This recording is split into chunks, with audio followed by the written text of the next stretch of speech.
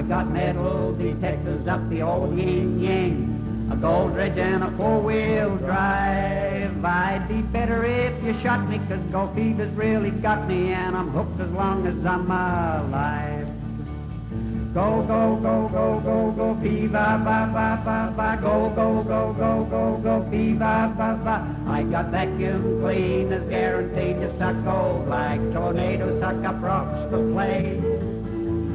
Special hammers for breaking up stuff, exposing nuggets to the light of day. With my long hip waders like old gumboot bills, a water bag and gold pans too. I'm loaded for bear and I'm headed out there. Come along if you're a hankering too.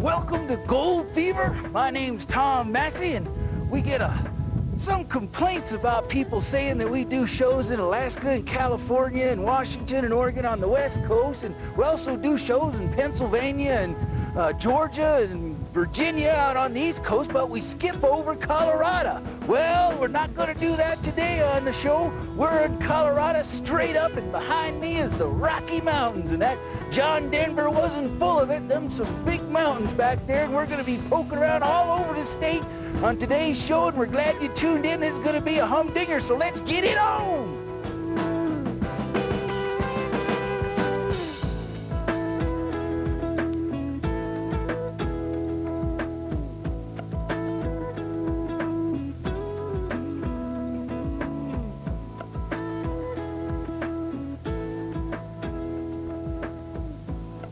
Rock Doc. How did you guys come up with that name? Everybody calls Cindy the Rock. She's a geologist, and she identifies rocks, so people have brought their rocks in to be identified. And I can imagine you guys here at this shop probably get wind of all the good finds that happen out there. yeah, that's people come in and, you know, they are looking, how do we get a claim? How can we claim it? What is this? And it's, you know, for the most part, like with the gold, you get a lot of people coming in wanting to sell their gold and, you know, just get it assayed or get it figured out how much, you know, am I rich? Am I doing, can I stay up here for another week? That kind of thing. So what's your guys' favorite thing to look for when you go out? You like the gemstones or the gold? Or I like gold, but my favorite thing to find is either leverite or pyrite. That's always what I'm picking up. And leverite is? Leverite, where you found it. As I'm new into the rock He's world, good at finding those. Yeah, I don't know how to identify stuff really well yet, so I think I find something cool, and Cindy says, well, that just goes right back where you found it. Yeah. We had a pretty good gold nugget find last year, too. Mm-hmm. John Lee's. Yeah. 13 grams? I can't remember exactly what it was, but pretty good size. So that was exciting. I think it's the best find in about 60 years in this valley. So what would you say to somebody that comes in and says, well, you know, there's no more gold left out there, the old timers got it all, or there's no point in looking out there anymore for it? We tell them where to go. We teach them how to pan or get them whatever they need, and we send them to where they'll go find gold. We have a lot of people, especially Front Range people, believe there's no nuggets. The common theory in Denver and around is that Colorado doesn't have nuggets. And from John's Nugget and the Gold Basin Mine, we keep them here and show people, yeah, there's nuggets. They're not like Montana nuggets or Alaska nuggets or Arizona nuggets, but we have, you know, we have places and mines we can send them to where they're going to find gold. And we teach them how to pan, and at the end of the day, they'll know there's still gold out there. How long have you been prospecting in Colorado? Oh, approximately about 10 years. 10 years. 10 years. And what's your best find? This right here is my best find. Yeah? That's pretty nice. Now, you said that this nugget here set a record? It set a record. Biggest nugget found in Chaffee County, Colorado in 60 years. I was using a 4-inch dredge on top of a mountain at 12,200 feet. Yeah, I just stopped the motor for the day because I'd gotten cold, and I'd just seen a small part of it sitting in the first riffle. And so when I went to grab it, everything around it started to move, and I pulled her out. And What'd you do? I ran straight back up to the barn and showed everybody, and everybody was just thrilled to death, and I've had the newspapers and radios. Well, actually, I'm a fourth-generation miner. My great-great-grandfather was a miner out here in Colorado. Now, I don't know if that's what brought me out here or not, but then I started mining and just started getting bigger equipment. I've been up there in the middle of August, and one day it'll be 70 degrees, the next day you got a blizzard. So the weather could change on it any time, but most of the time it's pretty nice. But you got about 3 months of working time, that's about it. And there's gold up in there. Yep, there sure is. And did you find a lot of smaller stuff with this? I found about 40 pickers and about 2 ounces of fine. Yeah, so good find. Yeah. Now flip it this way, and I don't know if you remember the creature from the Black Lagoon or not, but there's the eye, and there's the open mouth. Yeah. Turn it this way, there's the eye, and there's the nose. Uh-huh. I got this one here that I found, and it resembled a cross. That's why I put it on. And everybody asked me, well, that looks just like a bird. It's like, that's not what I thought as, you know, but, I had a jeweler put a clasp on it. But that's a beautiful piece. They're hard to find. These pieces they're not easy to get. Right. No, I hope I do good this year, too. Yeah, get a bigger one. Always. Always trying to. Rocky Mountain Gold, Colorado. Rocky Mountain Gold. Well, I'm out prospecting, and this is a really beautiful spot out here in Colorado, and I'm looking at this river right here thinking, man, I'd love to have a dredge and go down in underneath here, because that's probably where the majority of the gold is located down underneath this water in this kind of granite bedrock that's just protruding all over the place. But I got a sluice box, gold pan, and a little pick, and I'm just looking for a place along the river here, traveling along, that I can stick in my gold pan and make a little sample and set up my sluice box. But I like this stuff over here. See how these big boulders and rocks are kind of pinched together? This stuff in here is all probably pretty decent ground in through here. I'm looking for a spot I can get my sluice box in. And this is one of my favorite ways to go out and look for gold, because it don't take no gasoline, no motor, nice and quiet, and you can move quite a bit of yardage with one of these sluice boxes. I found a spot here I think I can get my sluice box in. It's not exactly what I'm looking for, but I think it's gonna do. My water's kind of coming in here at an angle, but I'm opening it up. Now what you want to have is you want to have this end of the sluice box for every foot an inch lower. So this is about a 2-foot box, so I want this about 2 inches lower on this end, which looks like to me I might be about 1.5 inches. I'm a little bit short, but I got enough water flow going through here. I think it's going to push my material out and make it real nice for sluicing. So I'm set up here with my sluice box. Man, I tell you what though, that water is cold. That's icy cold water. I'm digging here in this spot. I got these boulders in and around here. I could tell they've been here a while, since, who knows, maybe 10, 15 years, whenever the last flood was through here.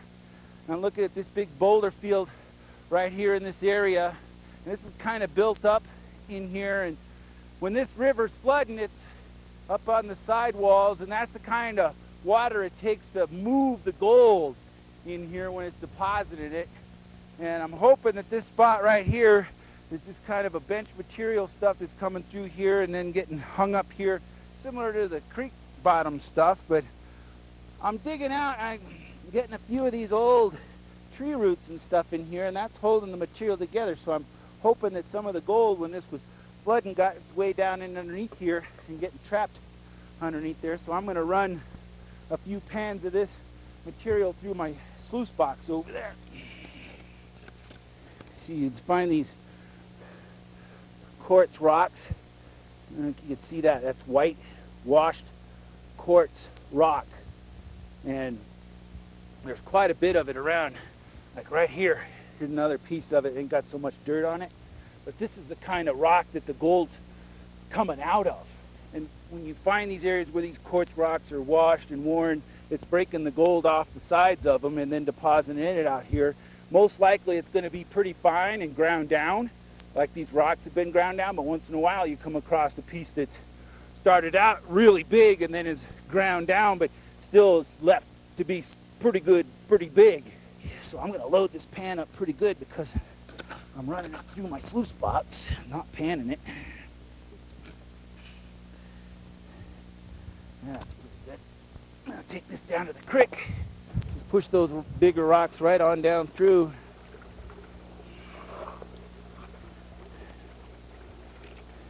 Always rake with the current, rake with the flow of the water. Knock those bigger rocks that you get in your sluice box right on down.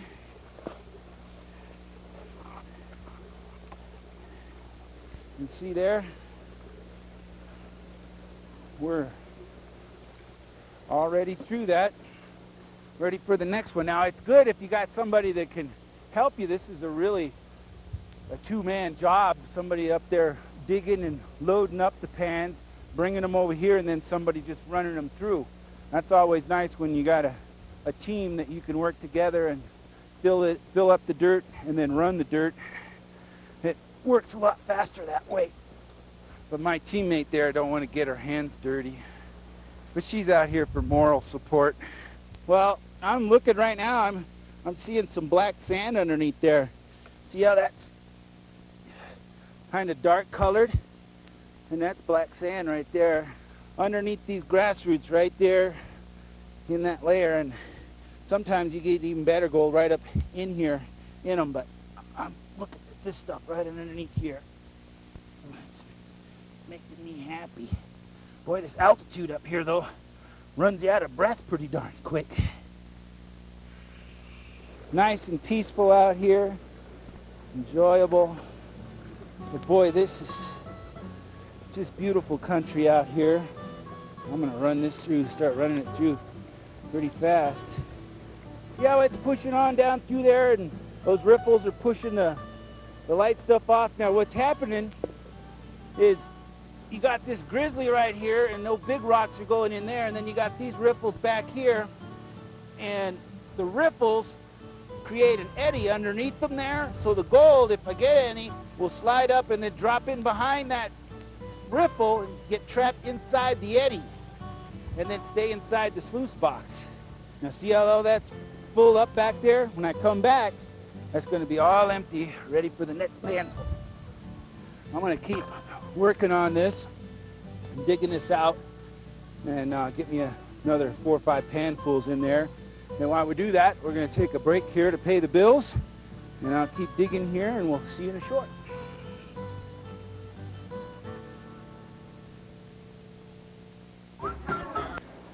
Looking pretty good. I know it's going to stay in there, so I'm going to run this last pan. Looking good. My riffles are cleaned out. Gold in my sluice box. I got gold in my sluice box. Now, get my pan cleaned out here. Oh yeah, there's gold in my sluice box. Now I'm going to do a cleanup. And I'm going to lift my back end up first. Break the water. And look at the gold in my sluice box. See the pieces right there? Right there's one, right there, right there, right there. And I'll take it, dump this material right inside my pan. Let me turn it around here so you can see it. Just wash that stuff out of there. See how that stuff hangs in behind these ripples? You get a good look there at the ripples. You just wash that stuff out. Now I got all that material condensed down in here into one little pan full. Oh, look at the black sand. Where you find gold, you usually find black sand. That's a heavy iron sand. I'm just taking it easy on this because this is my concentrates. If this was a sample pan, I'd go pretty fast, but I got a lot of work in this pan concentrated down. And if it gets real good, then I might put a safety pan underneath it. I'm using these traps right in here. You see these traps? These are Chinese traps. And the reason why they're Chinese traps, because the Chinese were the ones in the California gold rush. They hammered these into their pans and created these traps. And it makes it good because the gold has a tendency to be heavy, go down underneath there and get trapped in there, and the lighter stuff washes off over the top of the traps. They work real slick. Real slick. Now I'm down to the last black sand. I'm going to take it down pretty good. I'm not seeing too much in my pan. Now let's take it back. I'm going to take it back. I'm going to bring the material back and do a fanning action. And oh yeah! Look at the yellow gold. See it there? Well, we knew this piece was in there. We saw another piece, but see these pieces right in here? Yellow gold. Now that's Colorado gold. Rocky Mountain gold, Colorado. That's all right. Now that's pretty darn good. If you used to get over here with the dredge down in the river bottom, and you get into really good ground and you load a sluice box up, you get a whole pan full of this stuff, and that stuff adds up. It's not real big. Well, that piece there, that's pretty respectable right there. You can pick that out. That's a pretty piece right there. But a lot of these other pieces in here, they add up over time, man. I'm going to take that on down, clean that up some more. This piece up there.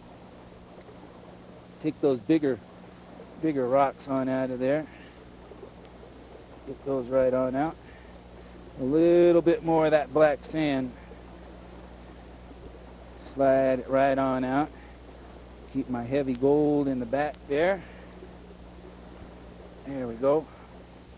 And then what I like to do is I'll tap it all over into one corner. Tap, tap, tap. Piece. Tap, tap, tap, tap. Tap, tap, tap, tap, tap, tap, tap, tap, tap. And then slowly bring it back. There you go. Yellow Colorado gold. Well, I know this spot's got gold, but we've got a lot of other places. GPAA's got some claims out here, and I'm going to go prospect on those claims and see if I can find some more of this yellow gold and check out some more ground out here in Colorado. Matter of fact, I think they got some brand new claims that ain't been out yet. We could check out. Nobody's been on. Maybe that's the bonanza. Cripple Creek, Colorado, the greatest gold mining camp there ever was. This is a famous one, and this is the main drag going right down here behind me. And they got a whole bunch, about 20 different casinos here. Now it's limited stakes betting, so $5 is the most you can bet. No high rollers here.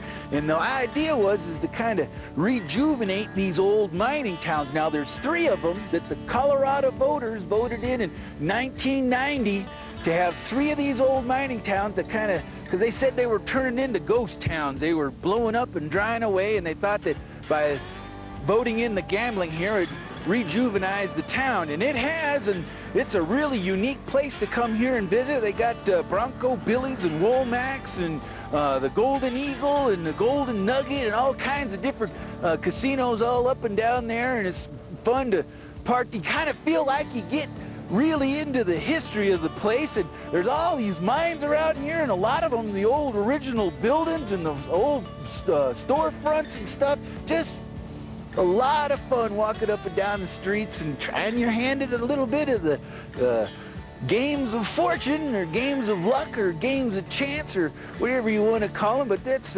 Cripple Creek, Colorado. We're going to be poking around back here in the hills. We're also going to go up out of here, the famous Womack mine that was up there, and then there's a few of the other real famous mines, but we're going in the Molly Kathleen mine and take a tour through there, one of the big mines here in the area. I'm in a third. Oh, I can't even get in there. Plenty of room. Yeah, you bet. It's a 9-miner cage. You're kidding. No, I'm not. Pretty small guy, serious thing. Not today, it's not. Goodbye. Oh, we're going up. Holy cow.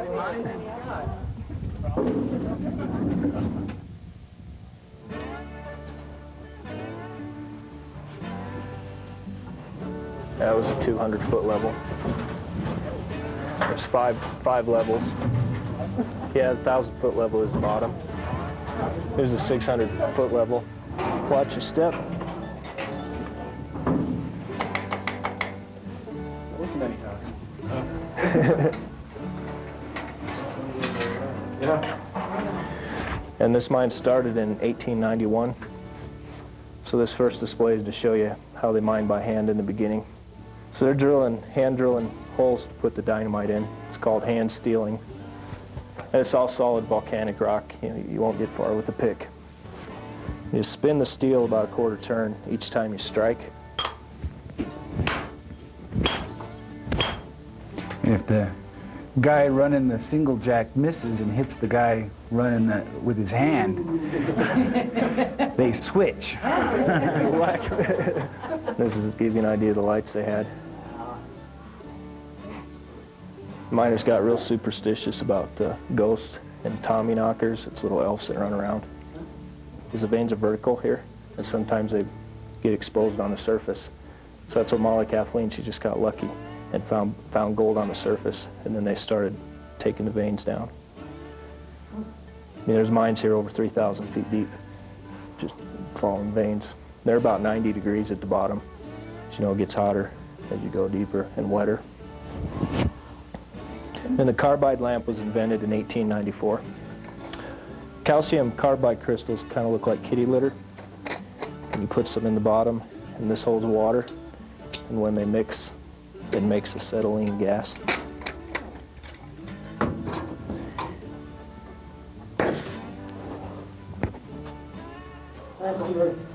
It's a little brighter than a candle. It also uses less oxygen. Does anybody want to drill?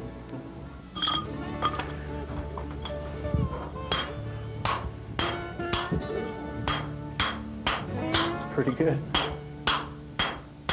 This ATV safety tip is brought to you by Arctic Cat. Arctic Cat, more to go on.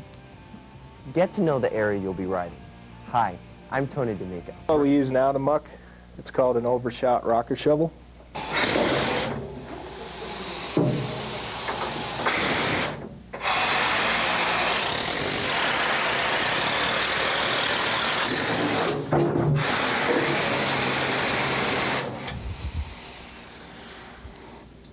It's easier than hand mucking.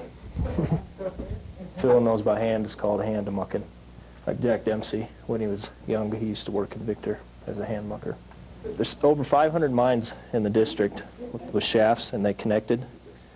So let's air draft. We don't have to pump air. Also, if your shaft caved in or whatever, you could ask your neighbors to haul you out. Them old-timers say you can walk over to Victor 6 miles underground. And there's over 2,400 miles of drifts and crosscuts in the district. A man named George Liner designed this drill in 1897. We call it a liner drill. It'll hammer about 2,000 times a minute and rotate. It's a little bit louder than the mucker.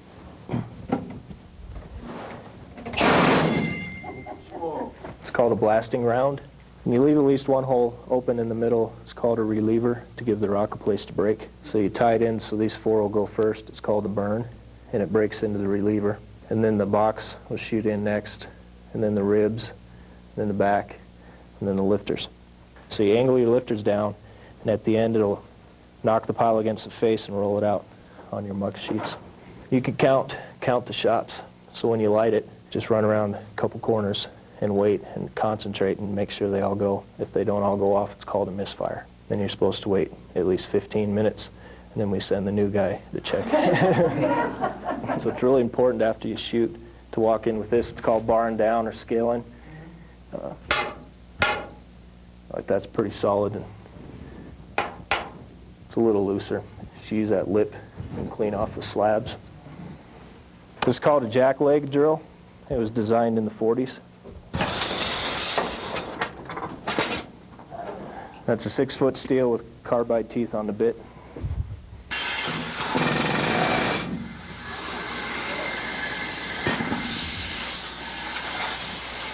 You can also hook in a water line to this drill, and the steel is hollow, so the water shoots out the bit and eliminates the dust.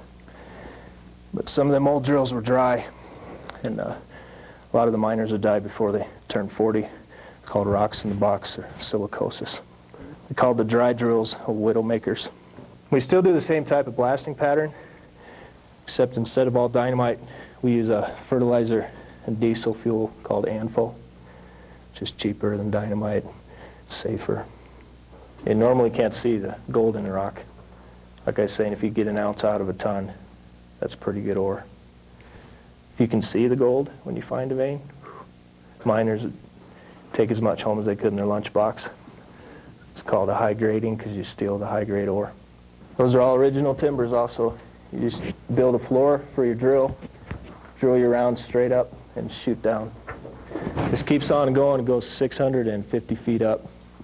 So it crosses those upper levels we passed on the way down. This stope, this big area, produced over $2 million of gold in the old days.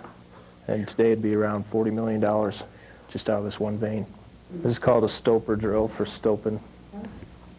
A man out of Denver invented the first one in 1890. He's the one that invented the air leg idea to feed the drills. This one doesn't even spin. That's just a hammer. So you have to go like that. It's called a wiggle tail. And it's also a dry drill, so it's called a widow maker. See, this newer one has a water line, and it'll spin.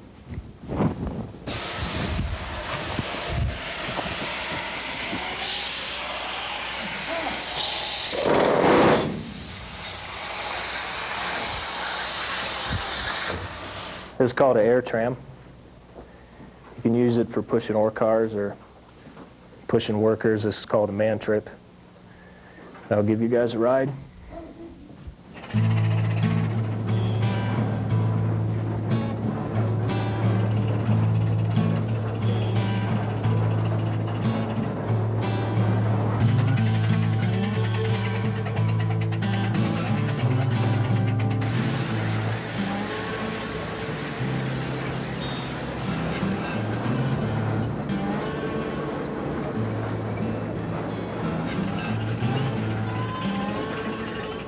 This goes on by itself, so be real careful.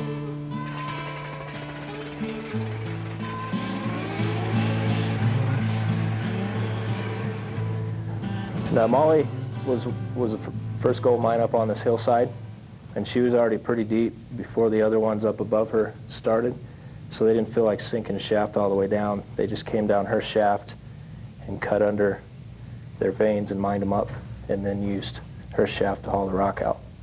So she made a little percentage of gold off some of the other mines around her, off of 7 other mines. And this was a haulage way for 4 mines. I like this vein. From that crack all the way across there, you can take an assay or a test and it'll run over an ounce a ton. See, they shut down in 61, and then in 72, they blasted from that guy in the back up to those doors to make a circle tour, and they found this. The miners were like 10 feet short. And the thing is, it hasn't been mined up, you know, it's easier to go up, so this is one that we want to stope up on and build a chute here eventually. And Molly's brother was one that helped map the claims, and her husband was a lawyer. She was just hiking through here one day looking at Bob's mine. She sat down to rest on some rock, and she found this piece with a little bit of the native golden quartz. And she showed it to her husband, and her husband said, "I love you." She was the first woman in the district to stake a mining claim. What we use, it's called a sinking bucket. This is an old steam hoist. And I'll show you how we dump it with this door. It's called an apron. And maybe stay behind the metal in case the cable breaks or something.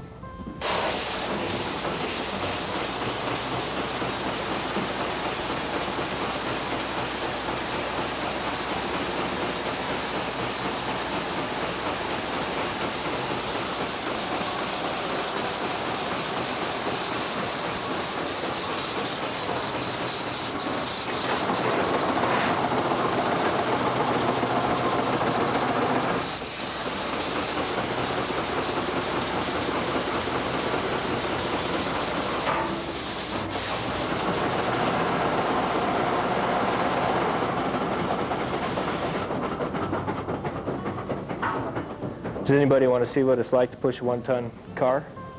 Yeah, go ahead. You can push it 5 feet. Get $3 a shift. I'd like to show you how these bells work. To get out of the mine, you signal a 3 and a 1. If there's men on, you give them 3 bells, and 1 means hoist up. So it's 1, 2, 3, 1. And you can have a level every 100 feet. So here's where we are, 1,000. Say we wanted to go from 1,000 to 500. You give them a 1, 5. Bring us to 500 feet. 3, you have men on, and a 1 hoist. So it's 1, 5, 3, 1. This is one of the original porcelain-coated signs out of Victor. It's like a $1,000 antique. It's when that ground thaws in the spring, sometimes that pipe breaks, and we'll come here in the morning, and there will be this much water in here. It goes all back through the tour, so we have to shut down and start pumping. I can see a lot of the equipment stuff's been underwater. Yeah. Yeah, this kind of gives you the wrong idea of the mines. There was a lot of water trouble.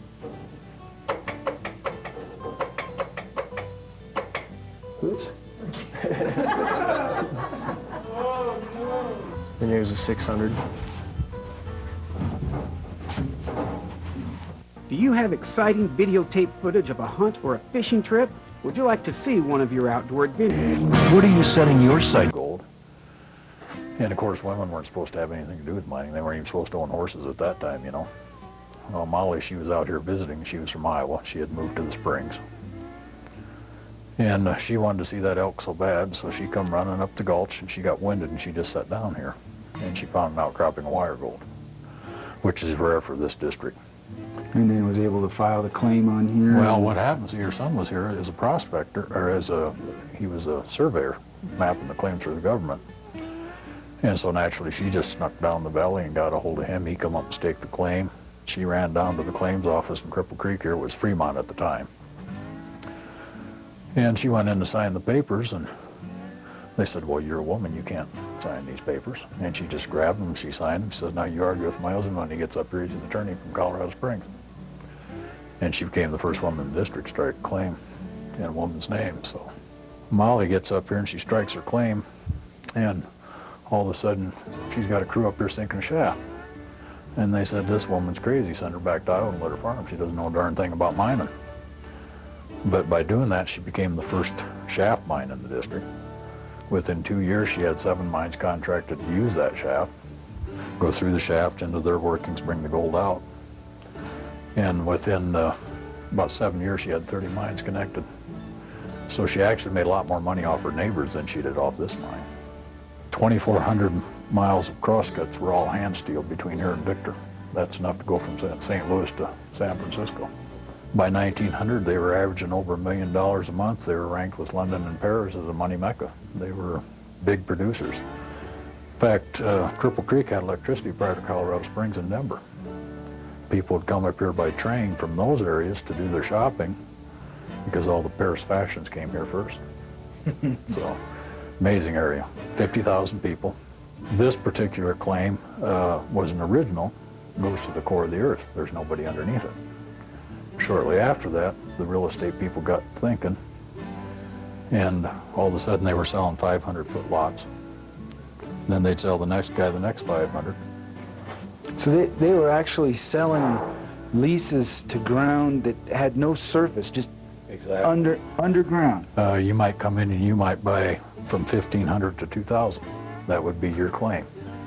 So you better be nice to the guy that owns the top part, because you're not going to get into that mine. Yeah. And that's still the way it is today. There's been a lot of interest in this mine with the price of gold, you know, the way it is now. This is what they actually call a volcanic burp. It never really was a full eruption like Mount St. Helens or anything like that. We're in the middle of the caldera, but geologically it never was a full eruption, but it brought a lot of gold up. And that's why they figure the gold veins are still straight up and down. If it was a massive eruption, it would have been scattered throughout, much like a lot of the other areas in the world. Of course, now you can't mine. An interesting thing was when they put in one of the casinos, they revamped one of the buildings, and digging out the basement, they found a nice vein. They put a glass window in front of it, and you can go in the casino and you can actually see the gold vein right in the wall. But this town right here, this is where the miners stayed. This is the actual mining town right here of Victor, and it's pretty much like it was 100 years ago.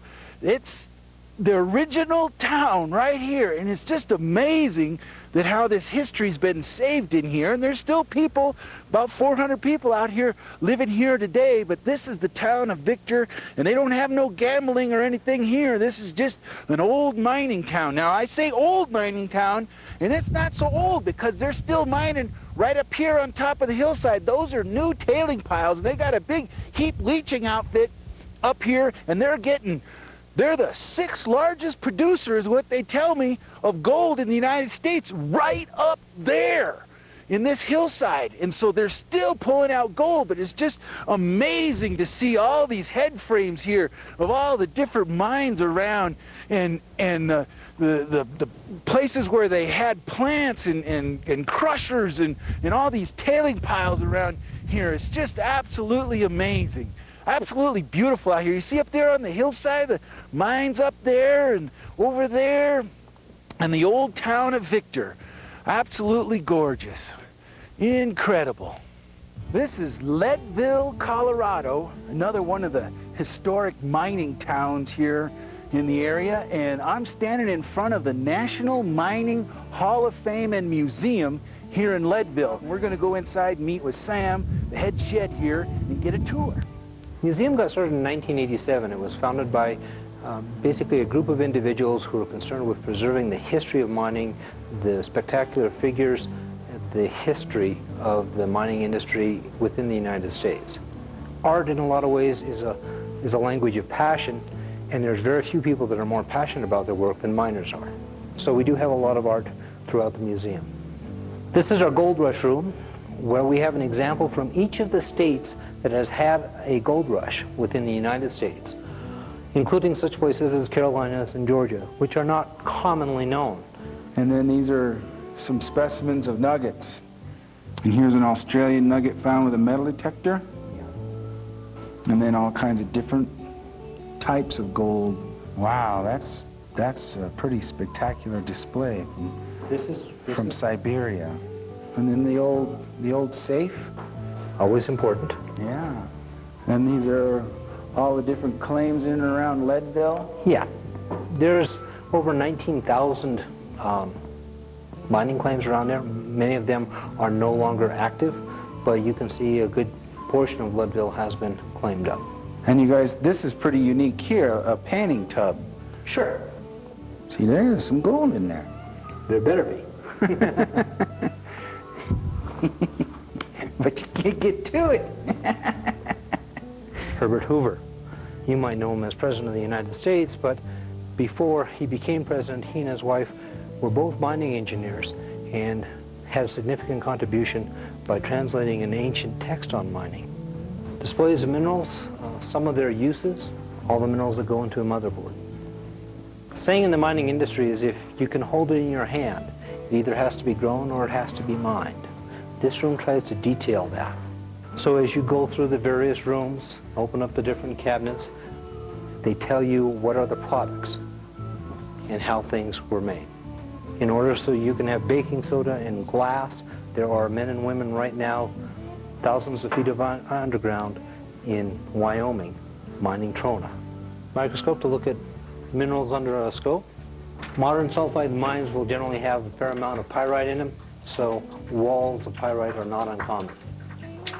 And water is an ever-present concern of any underground operation. Collection from the Anaconda Mineral Company, yes. That particular specimen weighs just over a ton, 2,155 pounds. The Will St. Clair car is the first automobile that used molybdenum steel in its construction. But it has a lot of unique features. It has a V8 engine in 1923, dual exhaust. So during World War II, if you were a molybdenum miner in Climax, Colorado, you were not allowed to go to war. It was more important for you to be mining molybdenum. If you were a gold miner in California, however, you were often asked to either be a member of the military or go mine in places like Leadville, Colorado for the war effort. Climax Mine itself was given a Victory Medal for its war production efforts and what it could produce and how vital it was to the entire effort.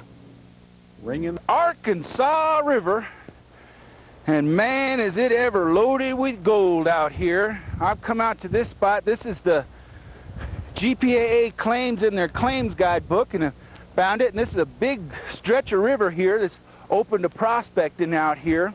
And it is absolutely gorgeous and a little bit lonely out here today, but sometimes that's the way I like it. A lot of people missing a good chance to be out here prospecting, but it's a little bit early in the season. You got these beautiful views of the 14ers, and they call them 14ers out here because they're all over 14,000 feet. These big mountain tops along here, snow-capped, just absolutely gorgeous. The sun's shining today. Water's a little bit cold, but it's just really beautiful out here, and I highly recommend this particular spot if you get out to Colorado and you want to do some prospecting and looking around. This is a beautiful location out here to do a little poking around and prospecting, and that's what I'm going to do. I'm going to poke around out here and see if I can't find me a little bit of color. And I've heard out here from people who have told me before they come out to this spot that the really good gold's on the east side of the river, but you can't always take what everybody says is the gospel, you know. I found gold where everybody said there wasn't supposed to be any gold, so I'm just poking around out here, just enjoying the day. Now, I got me a pan full of material out of there, pretty cemented gravels, and I'm just looking for some color. This is just a sample pan, so I haven't concentrated this material down at all. This is just regular creek gravel, bank material, and we're going to see if we can find any color out here. Now, one thing you got to remember is this is up over 8,000 feet, so you got some altitude up here. And now we're down to the black sand there. I'm going to take it on down pretty good so I can get a good look in there. And I'm going to bring it back and do my fanning action. And yep, lots of little colors, lots of colors. Look at there. 1, 2, 3, 4, 5, 6, 7, 8, 9, 10, 11, 12. There's just 20 different little colors in there. Now they're small little pieces, but that's just one pan full. You can imagine you get in there and start running a volume of this stuff, it'll add up pretty quick. That's pretty darn good. I reckon this was probably maybe 1870s when the first miners were in here, and then they kind of kept it going for a while. Different mines up on the hillside, and you go back up through these trees up in here and you find lots of different mines, and probably were mining in here all the way until the 30s. Well, we're about out of time on today's show, but I have learned a few things here in Colorado that I didn't know about. I often thought that somebody would say, yeah, I'm mining up 12,000, 11,000 feet. I thought, man, how can you find gold up that high? Because everything's got to erode down. But that's not the case here in Colorado. A lot of good prospects are up that high. We're up 10,000 feet where we're at right now, and this is one of the new GPAA claims. It's hasn't even come out yet. We've come up here to check it out, and it's a really beautiful place up here. Just spectacular to come to. I can't say enough good things about prospecting because it takes you out to all these beautiful locations. But I'm going to go down here to the little creek and stick my sluice box in there and do a little sluicing and a little poking around and see if I can't come up with a member's report here for this new claim, new GPAA claim, and poke around. And it's just really neat. You've got this old mine shaft over here, and it's all tailing piles, and what I'm sitting on right here is timbers getting ready to go back in the mine, and they shut down for some reason out here. It doesn't look like too old a mine, but these old mine shafts out here in Colorado, and there's a lot of them. There's a tremendous amount of history here in Colorado, and you don't want to mess around with any of these old mine shafts. I don't recommend going back in any of them. They're just too dangerous. They say stay out and stay alive, but this is a fabulous place for prospecting, fabulous history here for mining, all the different mining towns. I spend years here and never get around to all the interesting stories, and this is the first show that we've done here at Gold Fever, but I guarantee it definitely won't be the last, and we're sure glad that you tuned in, and we'll see you back here again for another one of these episodes of Gold Fever.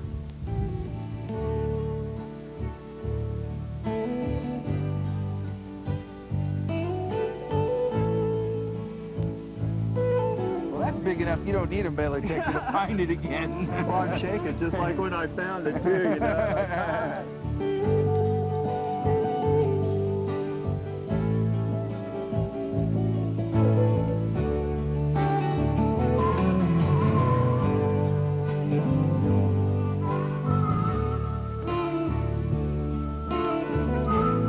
Come on in. Here, you want a drink? It's nice and rusty.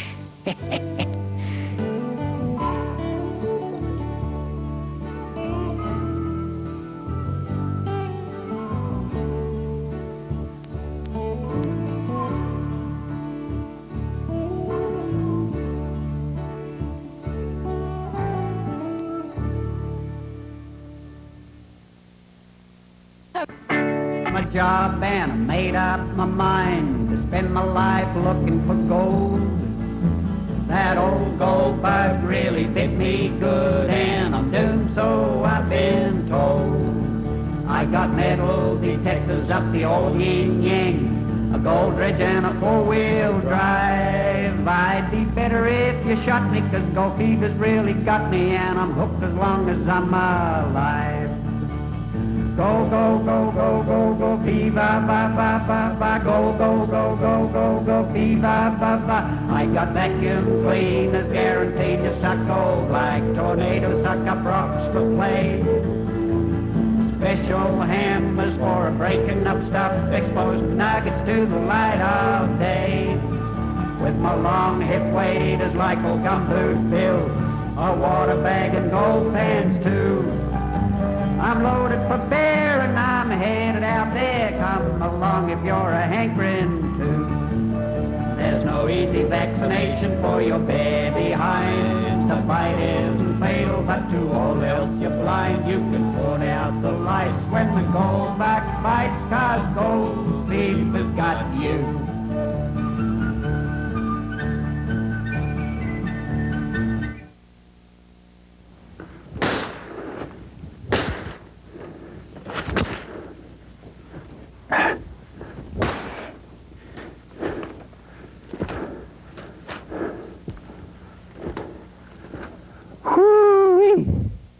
I tell you, those blackberry bushes back there are sharp.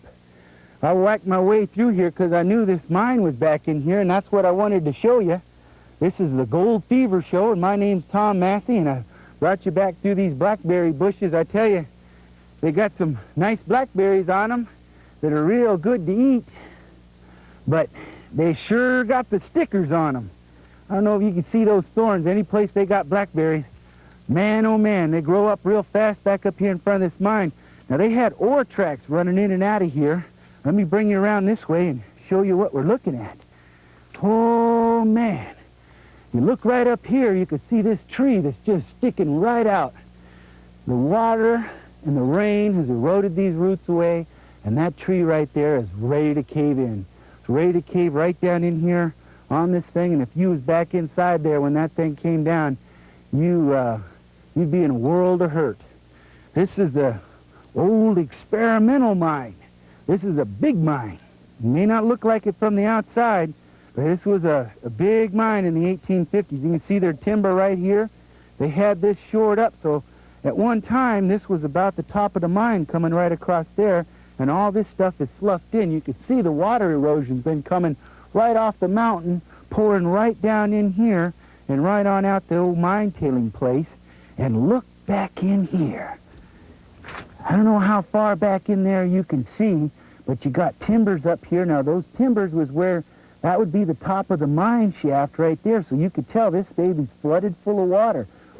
Now, this one's flooded back here where if you used to try to even go back in it, you'd have to go diving underneath in order to get back in there. Now, I've been back in this mine, and it's real intriguing back there. I wish I could take you back there right now, but it's just too dang dangerous. You got a lot of these, you know, loose hanging rocks and stuff, and it's one of those mines that just cave in on you just like that. It just happened to you, and that'd be all they wrote to old Tom here, and I'm not, you know, all the gold in the world ain't worth losing your life over. But this is a real intriguing mine. But something that we did in this mine is we sunk a a pipe down in here, and all this water that's backed up in this mine, we put it to good use. We've taken this pipe and ran it underneath here. A lot of this stuff is sloughed in, and we're siphoning water out of here. Let me take you right down here and show you where the pipe comes out. You can see it down here. Let me get... Ow! Dang them blackberry bushes. They grow up in here all over the place, and they grow really fast. You see back in here, right there, that's our pipe. And we run that all the way down the hill to the bottom there, and we've got a high banker set up. Now, we've got a pretty good head of water coming out at our mine down there at the bottom of the hill, and we're just using this water out of the mine, siphoning it on down there, and we're digging up gold down there. So that's where I'm going to take you right now, take you down to our high banking operation with our free water coming out of this old experimental mine. Let's go on down the hill.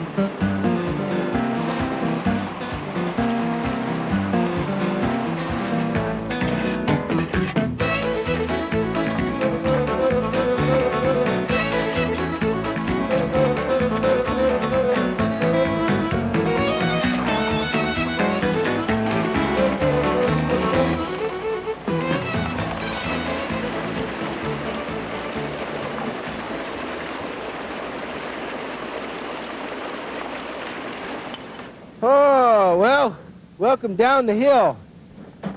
I'm running some of my last buckets of material through here. This is a Keen high banker, and if you notice, we don't got no hum of an engine running down here. We just got the roar of the water.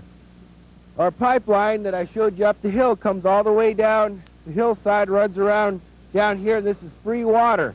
Don't have no gasoline. Well, I can tell you one thing, we're sure making gasoline money today, because we ain't got no gasoline to run, no motor to run. This is just free running. What I'm doing is I'm dumping these buckets. I'm digging them out of my hole over here. Now this is bench material. This is material that at one time was in the water, but many, many years ago, that water was washing over in this particular spot. The river might have been, what we suspicion was running in this area. And we've got this old river gravel that's been washed up here, and it's containing gold. We've been getting a few nuggets out of here from time to time. A really good area for getting gold. We'll wash those on through. Let me take you over here and show you exactly where I'm digging in the hole. Now, you got to watch out for these rocks coming in on you. I've got a lot of rocks up here overhanging. I've checked a lot of them. You got to be careful when you're out here prospecting. But one thing you're looking for is, you see how this rock right here is rounded and washed? That means it's been rolling along inside the river. This water action has washed this rock and smoothed it all down. You've got jagged rocks Like this rock right here is cut and jagged. This rock hasn't been moving in a river. It's sharp edges and jagged. But this rock, this one's been rolling along down that river now. Reason why I'm looking for this type of rock is because this is where the gold's at. That gold gets washed out of the vein, of the Mother Earth that it's contained in, gets deposited down in these gravels and washed along and concentrated in these places where you've got river-washed gravel. So when you're high banking and you're plastering and you're working, you don't want to go to an area where it's just shaly rock. You want to find these places where there's gravel, especially on the East Coast when you run into places where there's gravel. If you've got clay and mud and that sort of stuff, it doesn't usually contain gold. It's in these gravels right down in here, and this is where I'm digging. I'm going to do a cleanup over here on the box. I got my brother, Perry, who's on the other side of the river over here with the high banker set up just like I've got, and we've kind of got dueling high bankers going here today. I'm going to clean up, see what kind of gold I get out of my operation. I'm going to take it over there and see if we can beat the amount of gold that he gets off his operation. We'll see what type of gold he's getting over there, and then I'll also show you his operation. So let's go over back to the sluice box, and I'll show you how that these sluice boxes trap that gold in there and why we're using it. I've got a spray bar up here. I dump the buckets into this. It washes all that good stuff, which is the gold and everything, down through this classifier. It's classified off so all the big rocks come out this end. If I get any nuggets this size, well, I'll see them, and that'll be a happy day. But usually you don't find nuggets that size, so you just drizzly off those bigger rocks going down into your sluice box. Let me cut the water off here in my sluice box.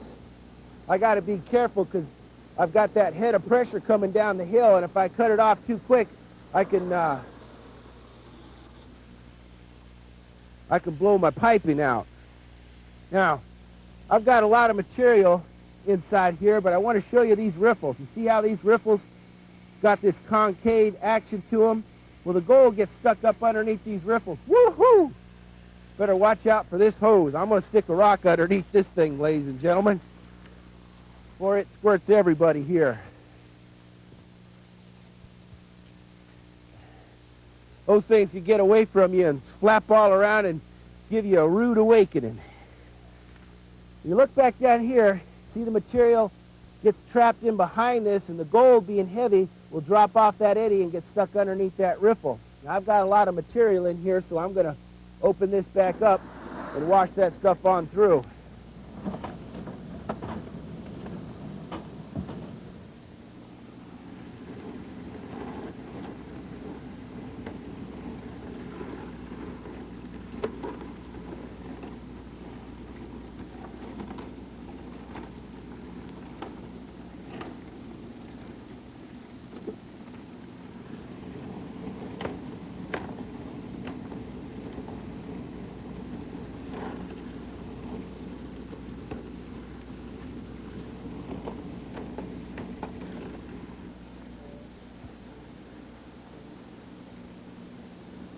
Well, that looks pretty good.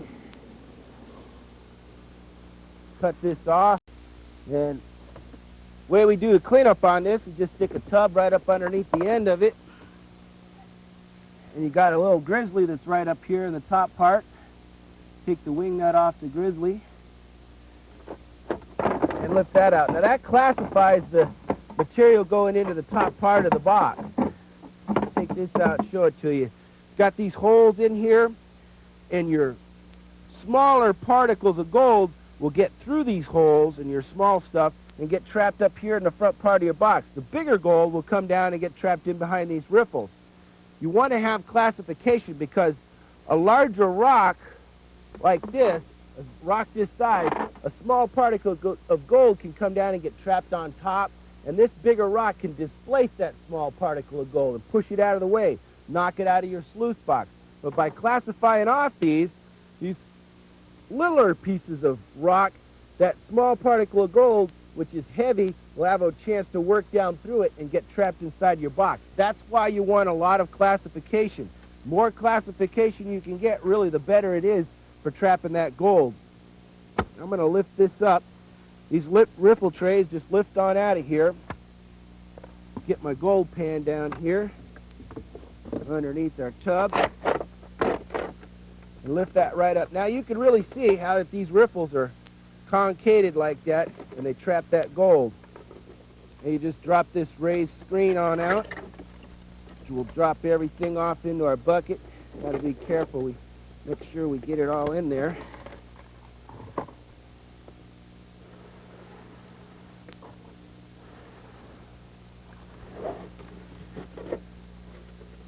And then this little baby right up here, this is the sweet spot. Sometimes, if you're lucky, you can spy a little bit of gold up on this mat. But I got too much material on there right now. I can see a little piece right there. We'll drop all that in there. Get our tub underneath here and wash this stuff out. And then I'll pan it out and let you take a look.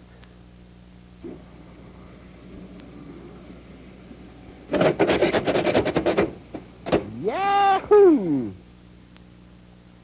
All right. Well, time being, we got to take a commercial break. When we come back, I'm going to clean this stuff all up in the tub and pan it out and let you take a look at what we're getting out here. And maybe we'll get more gold than Perry's getting over there, but I'd sure be happy if we're not, because that means he's getting more than us. And then we'll be working over there.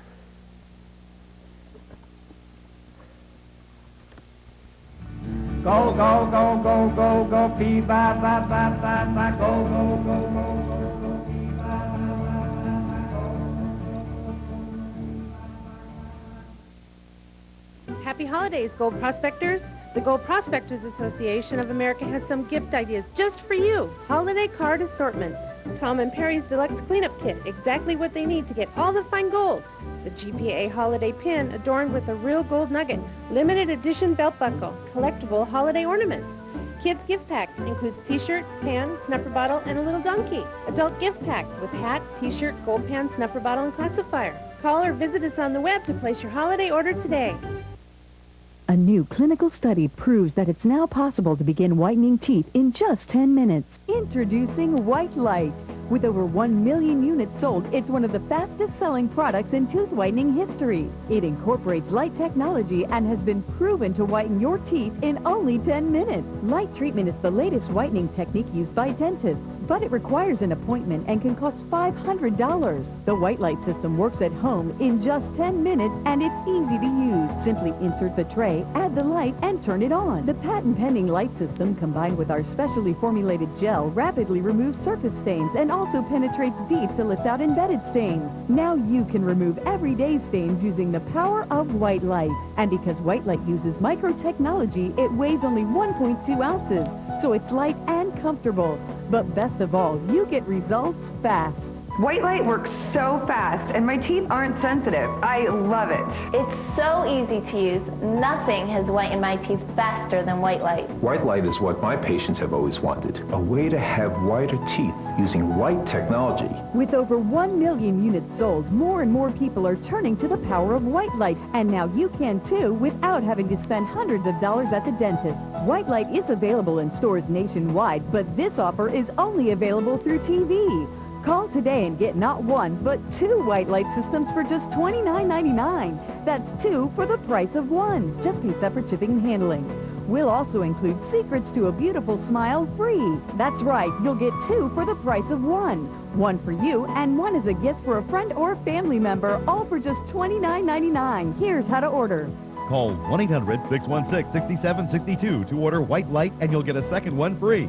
That's 1-800-616-6762. Use your credit card and call 1-800-616-6762.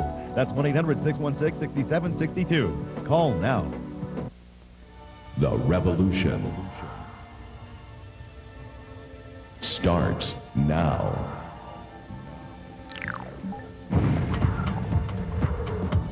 Outdoor Channel 2 HD proudly ushers in crystal clear picture quality and the best outdoor programming you can find on Earth in high definition.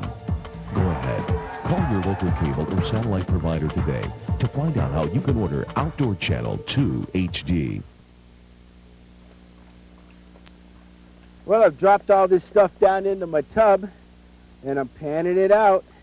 I'm using one of these new Gold Catcher gold pans, and boy, these pans sure work slick. They got a and riffle action right here. Huh? You see that right there, those riffles? Little traps that go underneath there. The gold's heavy. It works its way through this light sand. And I'll just kind of show you. See how I'm keeping it liquefied? See how all the material in there is just kind of dancing around? That loosens it up. Gold's twice as heavy as lead, so if you